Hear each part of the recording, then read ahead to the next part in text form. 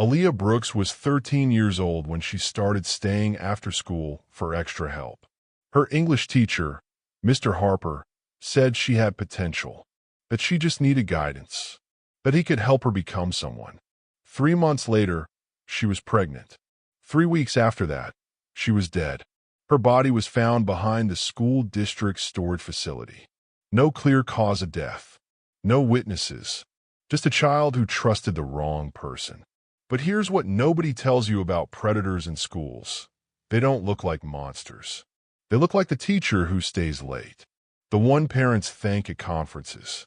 The one everyone trusts. And by the time you realize what's happening, it's already too late. Brookhaven was the kind of town where people still left their doors unlocked. Tree-lined streets, well-kept lawns, schools with trophy cases full of academic awards.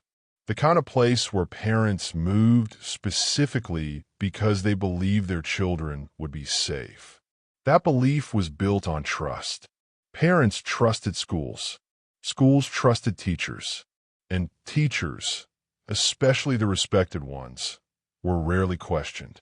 Mr. Daniel Harper was one of those teachers. He'd taught 8th grade English at Brookhaven Middle School for over a decade. Administrators praised his results. Parents praised his structure. Students feared disappointing him, not because he was cruel, but because he made you believe he saw something in you that nobody else did. Have you ever had a teacher who made you feel special?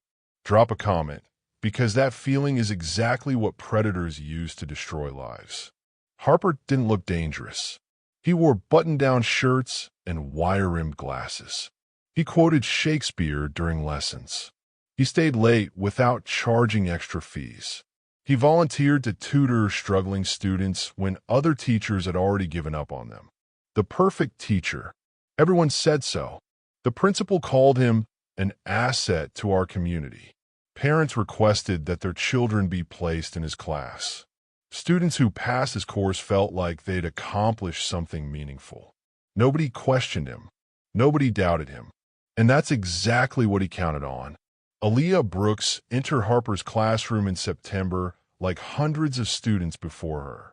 Quiet, thoughtful, the kind of kid who tried hard but still struggled with reading comprehension and essay structure.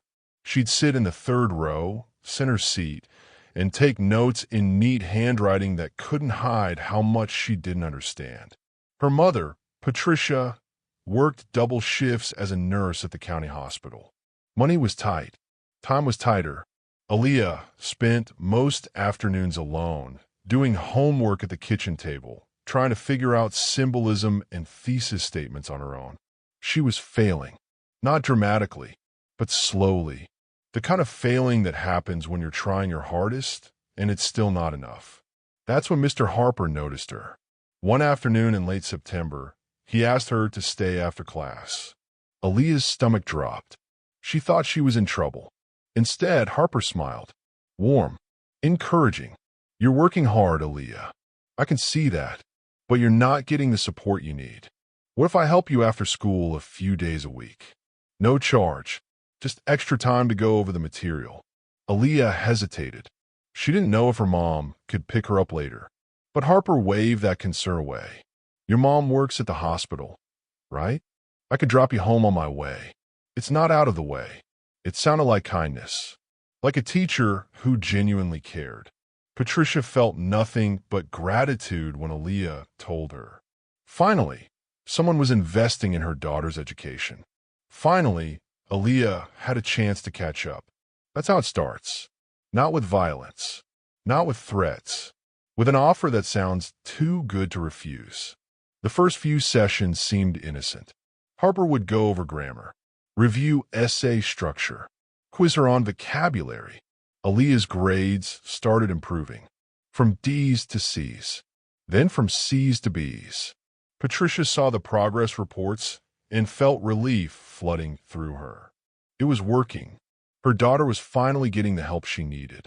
But while Patricia saw progress, she didn't see the other changes. She didn't see that Harper had started texting Aaliyah directly. Just homework reminders at first, then questions about how she was doing, then compliments. You're smarter than you think. Most students your age don't think this deeply. I'm glad I can help someone who actually appreciates it."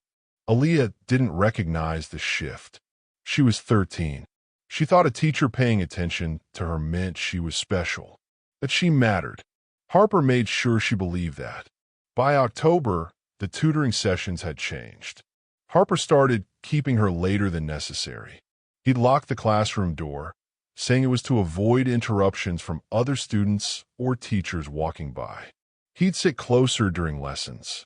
His hand would rest on her shoulder when reviewing her work. Small touches that felt wrong, but that she couldn't name. The conversations shifted too. Harper stopped talking only about school. He started asking about her home life, her friends, her feelings. He told her things about himself, about his marriage, about how lonely he felt, about how his wife didn't understand him. "You're different from other students," he'd say, "more mature. Most kids your age are still worried about stupid things. But you get it. You understand real life." The words felt like a compliment, but they were a trap. Aaliyah started to feel uncomfortable during sessions, but couldn't explain why. Harper hadn't done anything obviously wrong. He was just being nice, caring, invested. She told herself she was overreacting. Then came the day he told her she was beautiful. Aaliyah froze. Her pencil hovered over her notebook. She didn't know what to say. Teachers didn't say things like that, did they? Harper watched her reaction carefully. Then he smiled. Gentle, reassuring. "I'm sorry. I didn't mean to make you uncomfortable. I just think you should know that you're more mature than you realize. You're not like other girls your age." That phrase, "you're not like other girls your age," is the battle cry of every predator who's ever targeted a child. Over the next 2 weeks, Harper escalated. The compliments became more personal. The texts came late at night.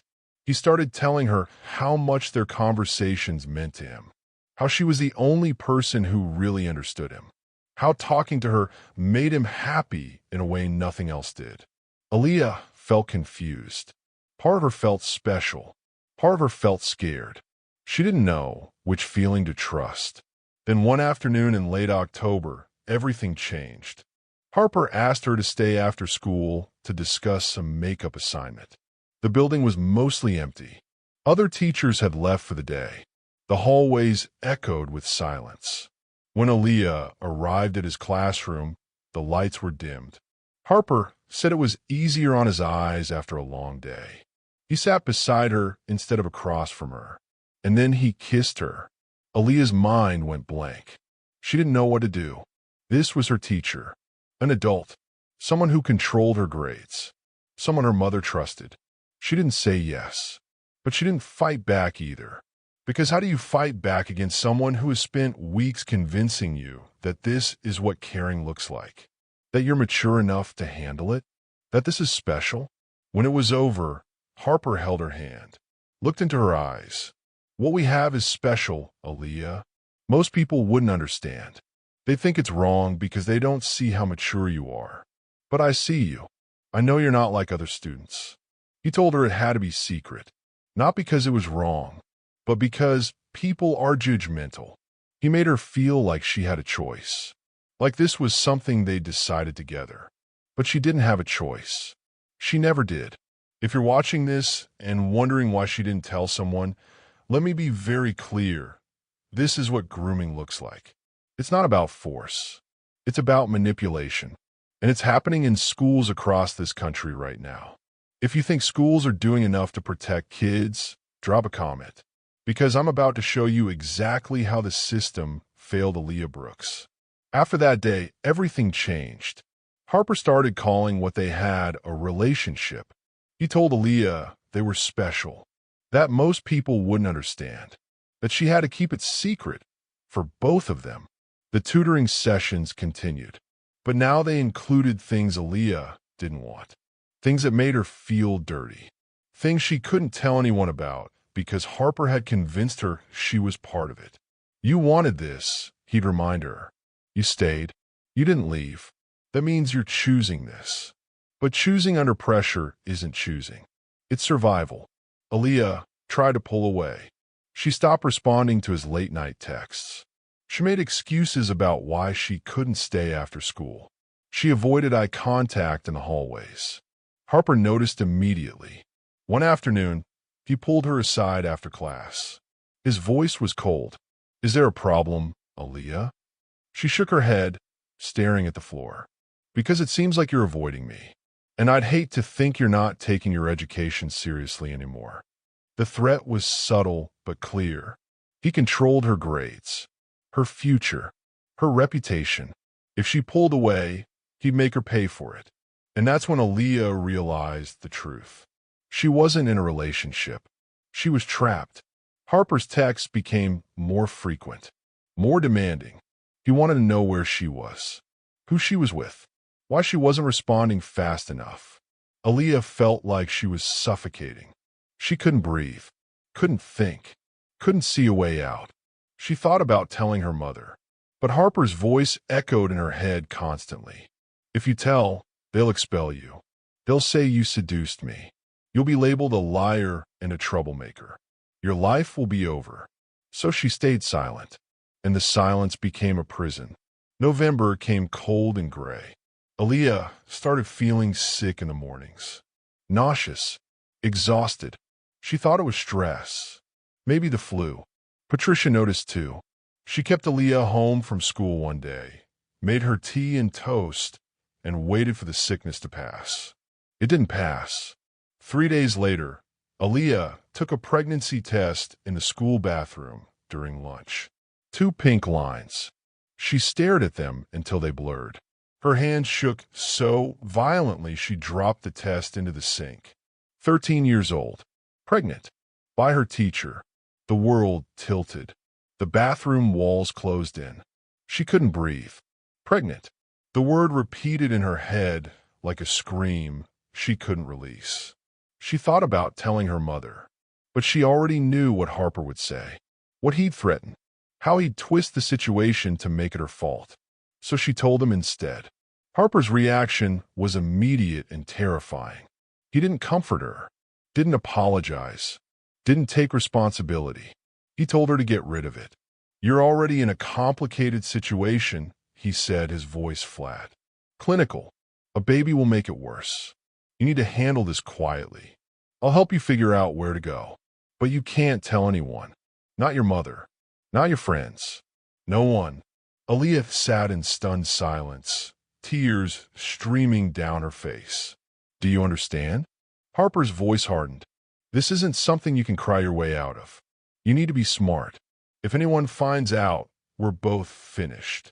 But here's the thing about predators. They don't care about their victims. They only care about themselves. Aaliyah left that conversation feeling like she'd been hollowed out. Like everything inside her had been scraped away and replaced with fear. She couldn't eat, couldn't sleep. Her mother asked questions, but Aaliyah had run out of lies that sounded convincing. Harper became more aggressive. He texted constantly, demanding to know if she'd taken care of it. When she didn't respond fast enough, he escalated. "If you don't handle this, I'll make sure you fail every class. I'll tell the administration you've been skipping tutoring. I'll write letters saying you're unstable. Do you understand what that means? No college will ever touch you. Subscribe now, because what happens next will break your heart."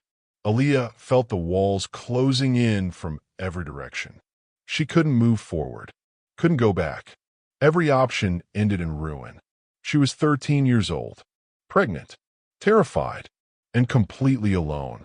On a Friday night in mid-November, Aaliyah made a decision. She was going to tell her mother everything, no matter what Harper threatened, no matter what happened to her grades or her future. She couldn't carry this alone anymore. She planned to do it Saturday morning. Patricia had the weekend off, a rare gift. Aaliyah rehearsed the words in her head 100 times. Imagined her mother's face. Hoped that somehow Patricia would know what to do. But Friday night, her phone buzzed. A text from Harper. "We need to talk. Meet me after school Monday. I have a solution. Everything's going to be okay." Aaliyah stared at the message. Something in the tone felt wrong. Cold. Desperate. But maybe he really did have a solution. Maybe there was a way out of this nightmare that didn't destroy everything. She had no idea that text would be the last communication she'd ever receive. Because 3 days later, Aaliyah Brooks was found dead. When a teacher has complete control over your future, saying no becomes impossible. Aaliyah Brooks learned that the hard way. The moment she tried to pull away from Mr. Harper, her grades collapsed. Assignments she completed perfectly came back marked as failures. Tests she studied for were returned with impossible scores. And when she finally discovered she was pregnant, Harper didn't just threaten her future. He tried to erase it completely. This is the chapter where power becomes a weapon, and a child realizes there's no escape. By early November, Daniel Harper owned every aspect of Aaliyah's life. He didn't need physical force. He had something far more powerful: authority. Teachers don't just grade papers. They shape futures. They write recommendation letters for high schools. They decide who succeeds and who gets left behind. And Harper knew exactly how to weaponize that power. The first time Aaliyah tried to create distance, it happened subtly. She stopped responding to his late-night texts immediately. She'd wait hours before replying, hoping he'd get the hint. She started making excuses about why she couldn't stay after school. My mom needs me home. I have a project due. I'm not feeling well. Harper noticed. Of course he noticed. The next week, an essay Aaliyah had spent hours on, an essay she knew was good, came back with a C- scrawled across the top in red ink. Harsh comments filled the margins. Lacks depth. Poor analysis. Did you even read the assignment? Aaliyah stared at the grade in disbelief. She'd followed every instruction, used proper citations, structured her arguments exactly how Harper had taught her. After class, she approached his desk hesitantly. Mr. Harper, I'm confused about my grade. I thought I did everything you asked. Harper didn't look up from his papers. His voice was cold, distant. You're distracted lately, Aaliyah. If you want to do well in my class, you need to stay focused on what matters. The message was clear. Obey or suffer the consequences. This is how abusers maintain control. Not with fists, with fear, with the power to destroy everything you've worked for. Aaliyah tried harder to pull away. She stopped staying after school entirely. She kept her phone on silent during evenings. She avoided making eye contact with Harper in the hallways. His response was calculated and cruel. Her grades plummeted across the board. Assignments she completed correctly were marked as incomplete. Quizzes she aced came back with failing scores and notes like "see me after class." Her GPA, which had been climbing steadily, nosedived. Other teachers started noticing. Mrs. Chun, her history teacher, pulled her aside one afternoon. Aaliyah, is everything okay? Your work was improving so much, but lately you seem distracted. Aaliyah wanted to scream, to tell Mrs. Chun everything, to beg for help. But Harper's voice was always in her head. If you tell anyone, they'll think you're lying to cover up bad grades. Everyone knows you were struggling before I helped you. They'll believe me, not you. I'm fine, Aaliyah whispered. Just stressed about finals. Mrs. Chun nodded sympathetically. She had no idea she'd just missed the only chance to save Aaliyah's life. Patricia noticed the change immediately. Aaliyah's progress reports had been getting better for weeks. Then suddenly, everything collapsed. D's, F's, incomplete assignments. Notes from teachers saying Aaliyah seemed unfocused and withdrawn. Patricia confronted her daughter one evening after dinner. What's going on, baby? You were doing so well. Did something happen? Aaliyah stared at her plate. She couldn't look her mother in the eyes. I'm just having trouble concentrating. School's harder this year. What about Mr. Harper? Isn't he still helping you? Aaliyah's stomach twisted. Yeah, he's still helping. The lie tasted like poison. Patricia sighed, rubbing her temples. She'd worked a double shift and was too exhausted to push further. Maybe you need to spend more time with him after school. He was helping you so much before. I don't understand why your grades are dropping now. Aaliyah wanted to cry, to tell her mother that spending more time with Harper was the last thing she could do, that he was the reason everything was falling apart. But she said nothing, because that's what abusers do best. They isolate you, make you believe no one will understand, that telling the truth will only make things worse. Harper continued the pattern. Every time Aaliyah created distance, her grades suffered. Every time she ignored his texts, another assignment mysteriously went missing. Every time she tried to reclaim her life, he tightened the noose. One afternoon in mid-November, Harper called her to his desk after class. "We need to talk about your performance, Aaliyah." She stood there, arms wrapped around herself, eyes fixed on the floor. Harper's voice was soft, concerned, the voice of a teacher who cared. "I'm worried about you. Your grades are terrible. You're not turning in assignments. You're failing my class. At this rate, you won't pass 8th grade." Aaliyah's chest tightened. She knew what he was doing, knew he was the one sabotaging her. But she also knew she couldn't prove it. "I don't understand," she whispered. "I'm doing the work." Harper leaned back in his chair. "Are you? Because from where I'm sitting, it looks like you've given up, like you don't care anymore." He paused. Let the words sink in. "Or maybe you're just distracted by something else, something you don't want to talk about." The threat hung in the air between them. Aaliyah felt tears burning behind her eyes. She bit her lip to keep them from falling. Harper's expression softened. He stood, walked around his desk, and placed a hand on her shoulder. The touch made her skin crawl. "I want to help you, Aaliyah. I really do. But you have to let me. You have to stop pulling away." She nodded, not because she wanted to, but because she didn't know what else to do. Have you ever felt trapped by someone who was supposed to protect you? Comment below, because this is the moment when Aaliyah realized she'd lost control of her own life. The sickness started in early November. Aaliyah woke up nauseous, dizzy. Her body felt wrong, foreign, like it didn't belong to her anymore. Patricia thought it was stress, maybe a stomach bug going around school. She kept Aaliyah home one day, made her ginger tea and crackers, and told her to rest. But the sickness didn't go away. It got worse. By the second week of November, Aaliyah couldn't ignore it anymore. She knew what was happening. She just didn't want to believe it. One afternoon during lunch, she bought a pregnancy test from the gas station near school. She paid in cash, avoided eye contact with the cashier, and shoved the box deep in her backpack. She took the test in the school bathroom. Third-floor girls' room, the one nobody used because the lights flickered and the stalls smelled like old pipes. 2 minutes felt like 2 hours. When she finally looked at the stick, her entire world collapsed. Positive. 2 pink lines. 13 years old. Pregnant. By her teacher. Aaliyah's legs gave out. She sank onto the bathroom floor, back pressed against the cold tile wall. The test fell from her hands and clattered across the floor. Pregnant. The word echoed in her head like a scream trapped inside her skull.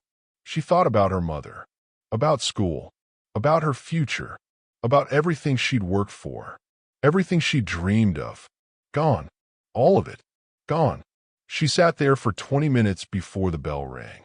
When she finally stood, her legs felt like water. Her hands wouldn't stop shaking.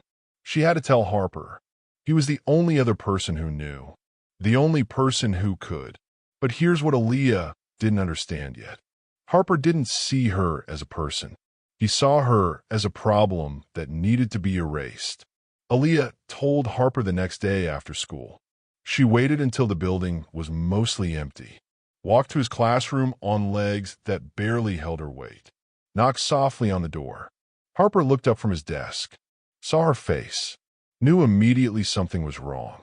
Closed the door. Aaliyah obeyed. Her voice came out barely above a whisper. "I'm pregnant." The silence that followed felt like drowning. Harper's expression didn't change. No shock, no panic, just cold calculation. Are you sure? She nodded, unable to speak. Harper stood, walked to the window, stared out at the empty parking lot. When he finally spoke, his voice was flat, emotionless. You need to get rid of it. Aaliyah felt like she'd been slapped. What? You heard me. You need to handle this. Quickly, quietly, tears streamed down her face. But I don't know how to. Harper turned to face her. His eyes were hard. I'll help you figure out where to go. But you cannot tell anyone. Not your mother. Not your friends. No one. Do you understand? Aaliyah's mind raced. What if I don't? What if I can't? Then you're on your own. Harper's voice was sharp now. Final. If this gets out, I'll deny everything. I'll tell them you've been failing my class. That you're lying to cover up your bad grades. That you've been trying to manipulate me for months. But that's not true. Doesn't matter. I'm a teacher with 12 years of service. You're a failing student. Who do you think they'll believe? This is the moment when Aaliyah realized the truth. She wasn't in a relationship. She was a victim, and her abuser was never going to save her. Harper moved closer. His voice dropped to barely above a whisper. You're already in a bad situation, Aaliyah. A baby will make it worse. You'll be expelled. Your mother will be humiliated. You'll never get into a good school. Your entire life will be over before it even starts. He paused. Let the weight of his words crush her. Is that what you want? Aaliyah shook her head, sobbing now. She couldn't speak, couldn't think, couldn't see any way out. Harper handed her a tissue. The gesture felt mocking. Handle this. I'll check in with you next week. And Aaliyah, he waited until she looked at him. Don't make this worse than it already is. She left his classroom feeling like a ghost. Empty, hollow, erased. The next 2 weeks were a blur. Aaliyah couldn't eat, couldn't sleep. Her body was changing in ways she couldn't hide much longer. Her mind fractured under the weight of secrets she couldn't carry. Patricia noticed everything but understood nothing. Baby, you're so thin. Are you eating at school? You look exhausted. Are you sleeping okay? Why won't you talk to me anymore? Aaliyah wanted to answer, wanted to collapse into her mother's arms and tell her everything. But Harper's threats echoed constantly. They'll expel you. They'll call you a liar. Your life will be over. So she stayed silent. Harper's texts became more frequent, more aggressive. Have you taken care of it yet? Time is running out. If you don't handle this, I will. And you won't like how I do it. The threats escalated. He started failing her on every assignment, giving her detention for imaginary infractions, making her life at school unbearable. He was tightening the noose, making sure she understood that he controlled everything. One evening, Aaliyah sat on her bedroom floor, staring at her phone. Harper had sent another text. Last chance. Handle this by Monday or I handle it for you. She didn't know what that meant. Didn't want to know. She thought about running away, about disappearing, about anything that would make this nightmare stop. But there was one option she hadn't considered yet.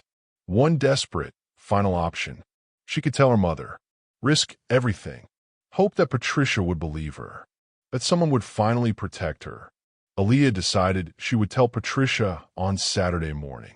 Patricia had the weekend off, a miracle in itself. Aaliyah would tell her everything, show her the texts, explain what Harper had done. It was terrifying, but it was her only chance.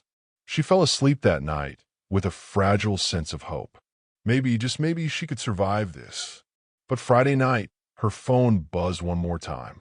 A text from Harper. Meet me Monday after school. Storage facility behind the district office. I found a solution. Everything's going to be okay. Aaliyah stared at the message. Something about it felt wrong. The tone was different, colder, more final. But maybe he really had found a way out. Maybe there was a solution she hadn't seen. If you think she should have ignored that text, comment below. Because in just 3 days, Aaliyah Brooks would be dead. Saturday morning came. Aaliyah woke up determined. Today was the day. She would tell her mother everything. But Patricia's phone rang before breakfast. An emergency at the hospital. A multi-car accident. All hands on deck. I'm so sorry, baby. I have to go in. We'll talk tonight, okay? Patricia was gone before Aaliyah could respond. Aaliyah spent the weekend alone, rehearsing words she'd never get to say, building courage for a conversation that would never happen. Monday arrived gray and cold. Aaliyah went to school in a daze. Harper avoided her during class, didn't make eye contact, didn't call on her. But after the final bell rang, she found a note tucked into her backpack. 4 p.m. Don't be late. Aaliyah stood in the empty hallway, note trembling in her hands. Every instinct screamed at her not to go, to run, to tell someone, to do anything except meet Harper alone at an abandoned storage facility. But she was 13, pregnant, terrified, and desperate for any solution that didn't destroy her life. So she went. She walked to the storage facility behind the district office. The sun was already setting.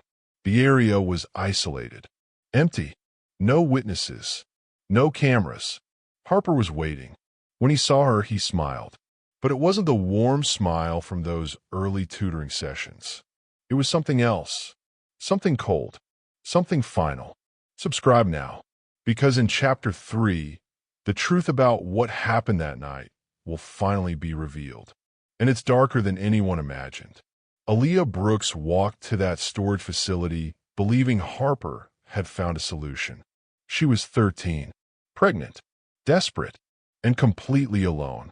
What happened in those final moments, whether she jumped, fell, or was pushed, may never be fully known. But 3 days later, her body was found in the tall grass behind the school district's abandoned storage facilities. And the question that haunts everyone who followed this case is simple.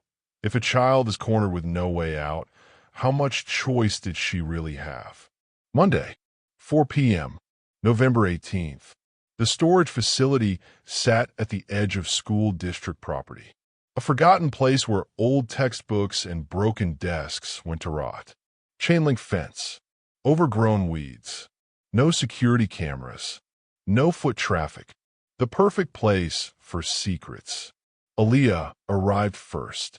The sun hung low in the sky, casting long shadows across the cracked pavement. Her breath came out in small clouds.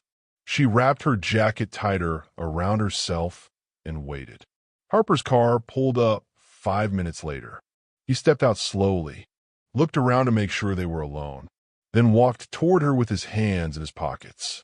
"You came," he said. His voice was flat, unreadable. Aaliyah nodded. She couldn't find words. Harper glanced at the storage building behind them. "Let's walk." Too exposed here. They moved toward the back of the property, where the land sloped downward into a wooded area. The trees blocked the view from the main road. No one could see them now. This is the part where everyone asks, why did she go? Why didn't she run? Because when you're 13 and the adult who controls your entire future tells you there's a solution, you take it. Even when every instinct screams danger. Harper stopped walking when they reached the tree line. He turned to face her. "Have you told anyone?" Aaliyah shook her head. "No, I swear. I didn't tell anyone. Your mother?" "No, she doesn't know." Harper studied her face, looking for lies, for weakness, for any sign that she'd betrayed him. Finally, he nodded. "Good. That's good." Aaliyah's voice trembled. "You said you found a solution. What is it?" Harper reached into his jacket pocket, pulled out a small bottle of pills. "These will take care of it. You take them tonight. By tomorrow, it'll be over. Problem solved." Aaliyah stared at the bottle. Her stomach twisted. "What are they? Does it matter?" Harper's voice hardened. "You want this to go away, don't you? This is how." Tears blurred Aaliyah's vision. "I don't know if I can." "You don't have a choice." Harper stepped closer. His voice dropped to a whisper. "You're running out of time. Your body's changing. Soon everyone will know. Your mother, the school, everyone. And when they find out, they'll ask questions. Questions you can't answer without destroying both of us. Aaliyah's hand shook. But what if something goes wrong? What if? Nothing will go wrong if you follow directions. Take them tonight. Stay home tomorrow. Tell your mother you're sick. By Wednesday, everything goes back to normal. Normal. The word sounded like a cruel joke. But here's what Aaliyah didn't know. Those pills weren't what Harper claimed they were. Aaliyah took the bottle with trembling hands. Harper watched her carefully. You understand what happens if you don't do this, right? I can't protect you anymore. If this gets out, I'll have to protect myself. And that means telling the truth. The truth. That you pursued me. That you sent me inappropriate messages. That you threatened to lie about our relationship if I didn't help you pass my class. Aaliyah's blood went cold. That's not true. None of that is true. Harper's expression didn't change. Doesn't matter. I have 12 years of spotless service. You have failing grades and a pregnancy. Who do you think they'll believe? The cruelty of it hit her like a physical blow. He planned this. Every word, every threat, every escape route cut off before she could even see it. You told me you cared about me, Aaliyah whispered. You said I was special. Harper's jaw tightened. You were convenient. And now you're a liability. The words shattered something inside her. Whatever hope she'd been clinging to, that maybe he cared, that maybe he'd help her, that maybe she wasn't completely alone, died in that moment. Aaliyah looked down at the pills in her hand, then back at Harper. What if I don't take them? Harper's eyes went cold. Then I'll make sure everyone knows what kind of girl you really are. A liar, a manipulator, a student who seduced her teacher and got pregnant trying to trap him. No one will believe that, won't they? Harper smiled. It was the cruelest thing Aaliyah had ever seen. You're failing my class. You were struggling before I helped you. Your grades collapsed the moment you stopped attending tutoring. It'll look like you got desperate, like you tried to use me and it backfired. Aaliyah felt the world closing in. Every direction led to destruction. Every choice ended the same way. Please, she whispered. I just want this to stop. Then take the pills and it will. If you're still watching, drop a comment. Because what happens next is the moment everything falls apart. Aaliyah stared at the bottle in her hands. Part of her wanted to throw it back at Harper. To scream. To run. To tell someone, anyone, what he'd done to her. But the larger part, the part that was exhausted and terrified and out of options, just wanted the nightmare to end. I need to think about it, she finally said. Harper's expression darkened. There's nothing to think about. You take them tonight or you're on your own. I need time. You don't have time. Harper's voice rose. He caught himself, looked around to make sure no one had heard. When he spoke again, his voice was quieter but more dangerous. You think I wanted this? You think I planned for you to get pregnant? This is your fault, Aaliyah. You should have been more careful. The accusation was so absurd, so twisted, that Aaliyah couldn't even process it. I'm 13, she said quietly. I didn't know. I didn't want. You stayed after class. You accepted my help. You let this happen. You're my teacher. You're supposed to. I'm not supposed to do anything for you, Harper snapped. I try to help you. I gave you opportunities most students never get. And this is how you repay me? By getting pregnant and threatening my career? Aaliyah's tears fell freely now. I never threatened you. I never wanted any of this. Harper stepped back, ran a hand through his hair. When he looked at her again, his expression was unreadable. Take the pills. Go home. Handle this. Or don't. But if you choose not to, don't come crying to me when your life falls apart. He turned and started walking back toward his car. Aaliyah stood frozen. The bottle of pills felt like it was burning her palm. Wait, she called out. Harper stopped, but didn't turn around. What if I tell someone? What if I go to the police? Harper turned slowly. His face was calm, almost pitying. Then you'll have to explain why you kept coming back. Why you never told anyone for months. Why you waited until you got pregnant to suddenly call it abuse. He paused. They'll ask why you have no bruises. No proof. Just your word against mine. And they'll wonder if maybe you're just a troubled girl trying to avoid the consequences of her own choices. The calculation in his voice was terrifying. He'd thought through every angle, every defense, every way to destroy her credibility before she could even speak. This is what grooming does. It doesn't just abuse the victim. It builds a prison made of shame and silence. And by the time the victim realizes they're trapped, all the exits are gone. Aaliyah watched Harper walk back to his car, watched him drive away without looking back. She stood there until the sun set completely, until the only light came from distant street lamps, until the cold seeped through her jacket and made her bones ache. As she looked down at the pills in her hand, Aaliyah walked home in the dark. Her mind raced through every possible option, every scenario, every outcome. If she took the pills, maybe it would be over. Maybe she could go back to being invisible. Maybe Harper would leave her alone. But what if something went wrong? What if the pills hurt her? What if they didn't work and she was still pregnant, but now damaged in ways she couldn't fix? If she didn't take the pills, Harper would destroy her reputation. He'd tell everyone she was a liar, a manipulator, a girl who seduced her teacher and cried assault when she got caught. Her mother would be humiliated. Her future would be erased.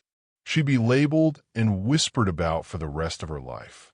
If she told the truth, who would believe her? Harper was right. She had no proof, no bruises, no witnesses, just months of silence that would look like consent. And even if someone did believe her, what then? Investigations, lawyers, court proceedings, her name in the news, her mother's heartbreak, everything exposed. Every option led to destruction. Every path ended in pain. Aaliyah arrived home to an empty house. Patricia was working another double shift. A note on the counter said there was leftover pasta in the fridge. Aaliyah went to her room instead, sat on her bed, stared at the bottle of pills. She thought about her mother, about the sacrifices Patricia made every day, the double shifts, the exhaustion, the bills, everything she did to give Aaliyah a better life. And Aaliyah had destroyed it by trusting the wrong person, by staying silent too long, by being too weak to fight back. That's what abuse does. It makes victims believe they're responsible for their own destruction. Aaliyah opened the bottle, poured the pills into her palm. Small, white, innocuous looking. She thought about taking them, about making it all go away, about waking up tomorrow and pretending none of this ever happened. But something stopped her, a small voice in the back of her mind. Weak but persistent. This isn't your fault. None of this is your fault. Aaliyah closed her hand around the pills, stood up, walked to the bathroom, and flushed them down the toilet. She watched them disappear and felt something break loose inside her chest. Relief, terror, determination. She was going to tell her mother. Tomorrow, no matter what Harper threatened, no matter what happened after. She couldn't carry this alone anymore. Aaliyah tried to sleep, but couldn't. Her mind wouldn't quiet. Every time she closed her eyes, she saw Harper's face, heard his threats, felt the weight of the secret crushing her chest. Around 2 a.m., her phone buzzed. A text from Harper. Did you take them? Aaliyah stared at the message. Her fingers hovered over the keyboard. She could lie, say yes, buy herself time to tell her mother, to figure out what to do next. Or she could tell the truth, tell him she flushed the pills, that she was done listening to him, that she was going to tell someone. Before she could decide, another text came through. Answer me. Then another. I know you're awake. And another. If you didn't take them, you're making a huge mistake. Aaliyah's hands shook. She wanted to throw her phone across the room, to block his number, to make him disappear. Instead, she typed a single word. No. The response came immediately. No what? Aaliyah's fingers moved before her mind could stop them. I didn't take them, and I'm telling my mom everything tomorrow. For 5 minutes, nothing. Just silence. Just the 3 dots appearing and disappearing as Harper typed and deleted responses. Finally, a message came through. You're going to regret this. Aaliyah didn't respond. She turned off her phone and buried her face in her pillow. Tomorrow. She'd tell Patricia tomorrow. And whatever happened after, arrest, humiliation, judgment, it had to be better than this. But Aaliyah wouldn't make it to tomorrow. Tuesday morning, Patricia came home from her shift exhausted, but looking forward to seeing her daughter. She called up the stairs. Aaliyah? Baby, I'm home. You up? No answer. Patricia climbed the stairs, assuming Aaliyah had overslept. She knocked on her daughter's bedroom door. Aaliyah? You're going to be late for school. Still no answer. Patricia opened the door. The bed was empty, still made from the night before, like it hadn't been slept in. Patricia's heart jumped. She checked the bathroom. Empty. Checked the kitchen. Empty. Aaliyah's backpack was still by the front door. Her coat still on the hook. Patricia called her daughter's phone. It rang from upstairs. Aaliyah never left without her phone. That's when Patricia knew something was wrong. She called the school. Aaliyah hadn't shown up for first period. She called Aaliyah's few friends. None of them had seen her. By noon, Patricia had filed a missing persons report. By Wednesday morning, the entire community was searching. And by Wednesday afternoon, a maintenance worker found Aaliyah's body. The maintenance worker was doing a routine check of the storage facility when he saw something in the tall grass. At first, he thought it was a mannequin or a pile of old clothes. Then he saw the hand. He called 911 immediately. When police arrived, they found Aaliyah Brooks lying face up in the grass behind the storage facility. Her eyes were closed. Her arms were at her sides. She looked almost peaceful, but she was cold. Had been for at least 2 days. There were no obvious signs of violence. No blood, no bruises, no defensive wounds. Just a child, dead, in a place she had no reason to be. The coroner's initial examination couldn't determine a cause of death. But one thing was certain, Aaliyah didn't die of natural causes. When detectives searched Aaliyah's phone, they found the text conversation with Harper. The threats, the demands, the final message, you're going to regret this. Within hours, Daniel Harper was brought in for questioning. He claimed he had no idea how Aaliyah ended up dead, that he'd given her pills to help with stress, that she must have taken too many, that it was a tragic accident. But the pills Aaliyah had flushed were still in the sewage system. Forensic analysis revealed they weren't stress medication. They were sedatives, powerful ones, enough to make someone disoriented, confused, unable to think clearly or walk straight. The kind of pills that could make a 13-year-old girl wander into the woods in the dark and not find her way back. The kind of pills that could make her stumble, fall, choke on her own vomit while too drugged to save herself. Or the kind of pills someone could force down her throat to make sure she'd never tell the truth. Subscribe now, because in the next chapter, the trial begins. The truth comes out, and the question everyone's asking is answered. Did Aaliyah Brooks take her own life? Or did Daniel Harper make sure she'd never speak again? Daniel Harper sat in that interrogation room for 12 hours before he spoke. When he finally did, his story kept changing. First, Aaliyah was fine when he left her. Then, he'd given her pills to help with stress. Then, maybe she took too many by accident. But the evidence told a different story, a darker story. And when the trial finally started, the question wasn't just whether Harper was guilty. It was whether the system that protected him for so long would finally hold him accountable. This is the chapter where the truth comes out, where a community faces what it allowed to happen, where justice tries to catch up with evil. But in cases like this, justice never feels like enough. Detective Sofia Ramirez specialized in crimes against children. She'd worked hundreds of cases over 15 years. Child abuse, neglect, exploitation. She thought she'd seen everything. But the Aaliyah Brooks case haunted her in ways others hadn't. Because every adult who could have saved Aaliyah had failed her.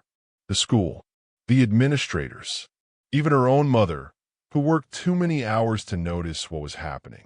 When Ramirez arrived at the Brooks home to inform Patricia that her daughter's body had been found, she had to deliver news no parent should ever hear.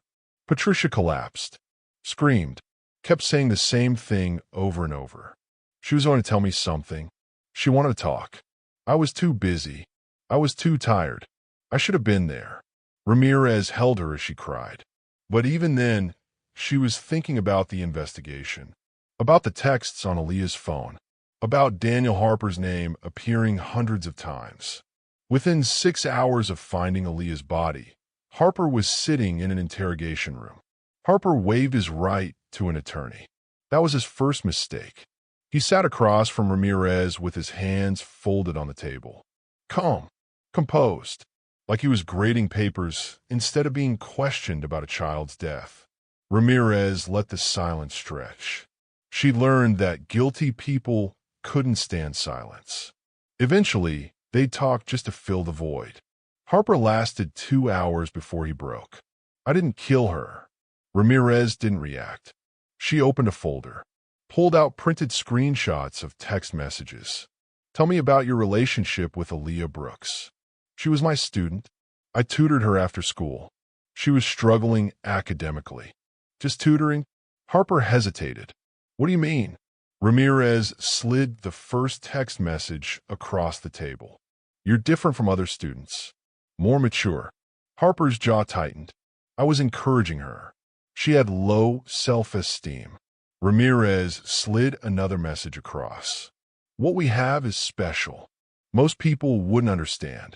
Harper said nothing. Another message. You need to handle this. I'll help you figure out where to go. But you can't tell anyone. Harper's hands clenched. Those texts are out of context. Out of context. Ramirez leaned forward. Let me give you some context, Mr. Harper. Aaliyah Brooks was 13 years old. She was 8 weeks pregnant when she died. And you were texting her about handling it and keeping secrets. Harper's face went pale.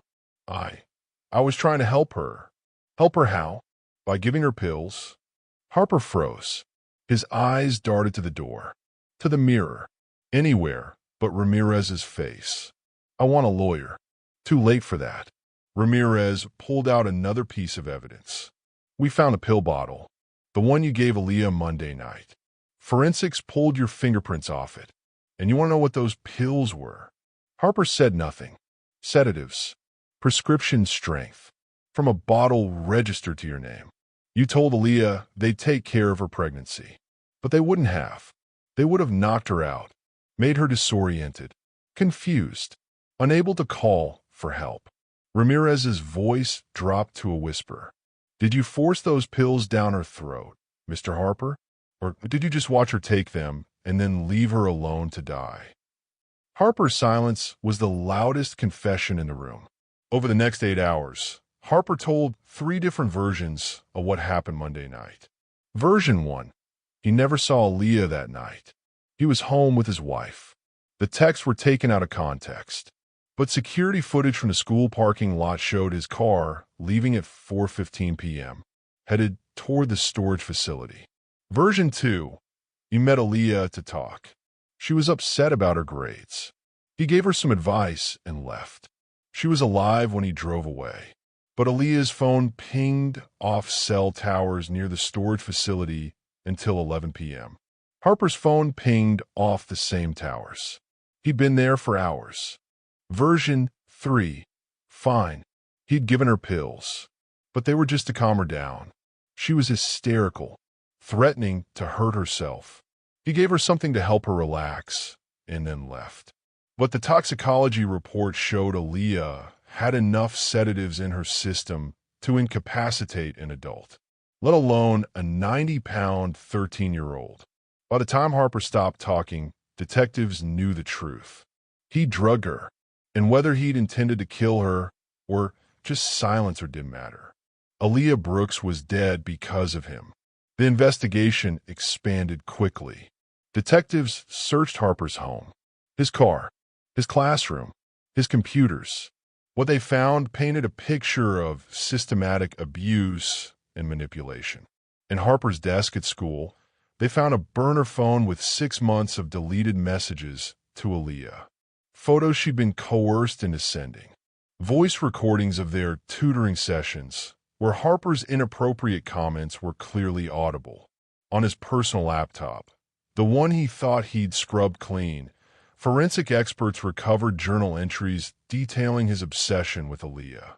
One entry, dated 3 weeks before her death, read, "She's becoming emotional, unpredictable. If she tells, I lose everything. Need to find a permanent solution before this spirals." A permanent solution. Prosecutors read that entry and knew immediately this wasn't manslaughter. This was premeditation. But proving murder required proving intent. And intent is the hardest thing to prove in a courtroom. While building the case against Harper, investigators discovered something that shook the entire community. Aaliyah wasn't Harper's first victim. Over his 12-year career at Brookhaven Middle School, other students had reported inappropriate behavior. 4. A parent in 2018 said Harper sent her daughter texts that made her uncomfortable. The school called it a misunderstanding and told Harper to be more careful about communication.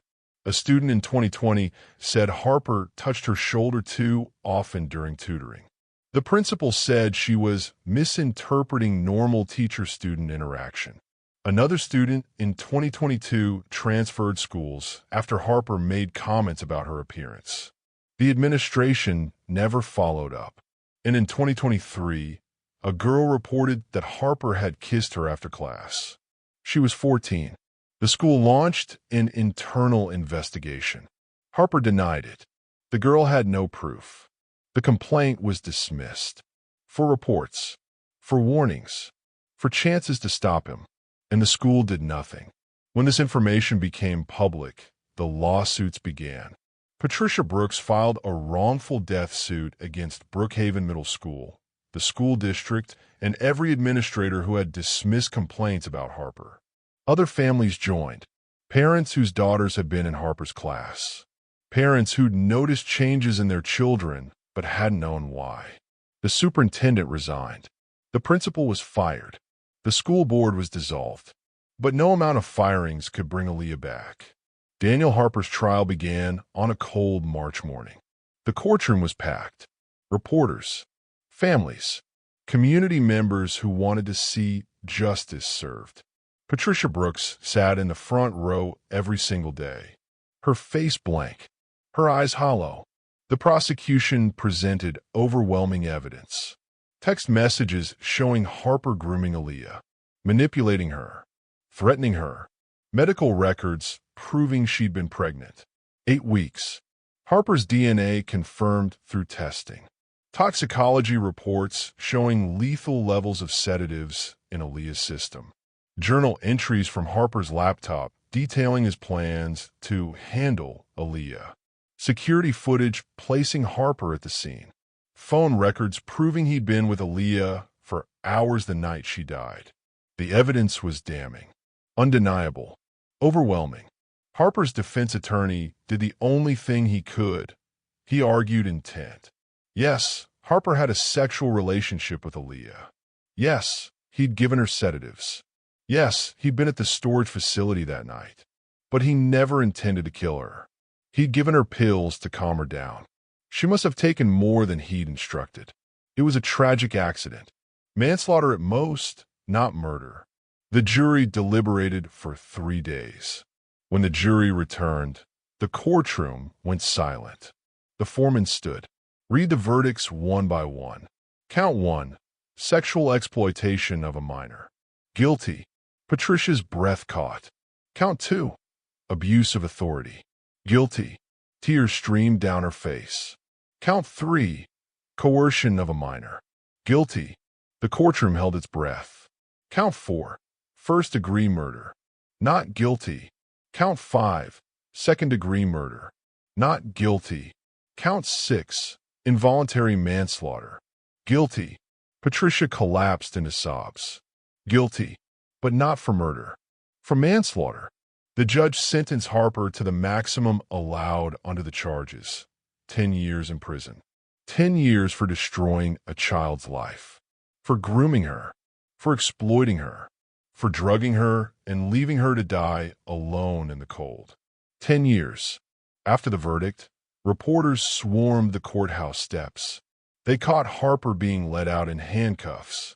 One reporter managed to shout a question. "Mr. Harper, do you have anything to say to Aaliyah's family?" Harper stopped, turned, looked directly into the camera, and for just a second, barely noticeable, he smiled. The footage went viral within hours. People were outraged, horrified, but Patricia saw something else in that smile, something that kept her awake at night. Satisfaction. Harper had gotten away with it. Not completely, but enough.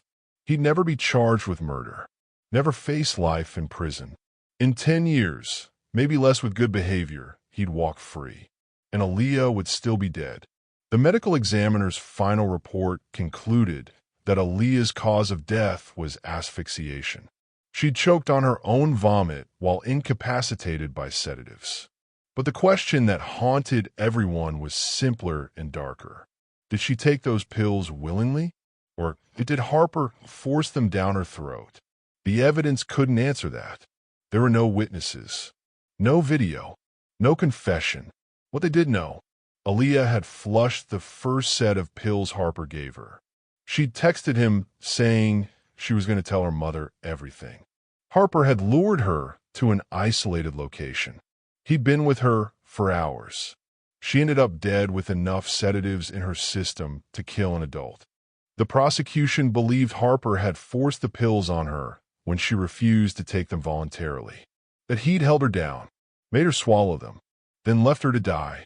The defense claimed Aaliyah had taken the pills herself in a moment of desperation, that Harper had tried to help but made a tragic mistake in dosage.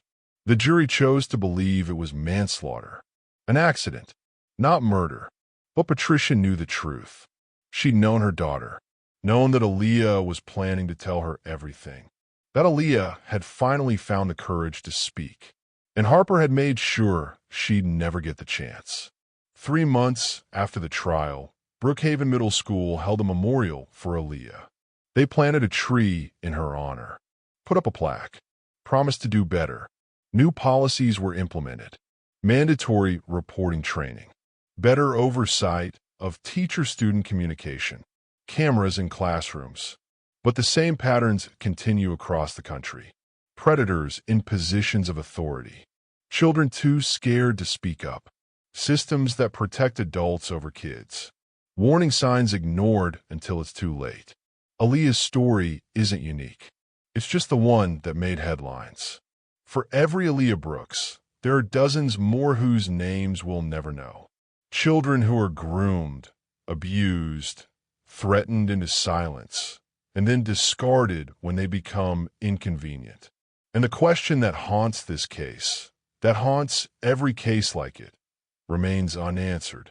If a child is silenced, threatened, stripped of her future, and cornered with no way out, how much choice did she really have? And if no one is held fully responsible for that, what does justice even mean?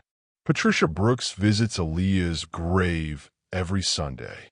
She brings flowers, sits on the grass, talks to her daughter like she's still listening. She tells Aaliyah about the lawsuit, about the schools that have changed their policies, about the families who've reached out with their own stories.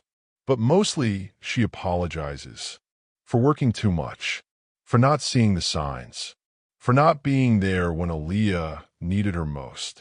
And she makes a promise that Aaliyah's death won't be in vain, that her story will save other children, that predators like Harper won't be protected by silence anymore. It's not justice. It's not even close. But it's all she has left.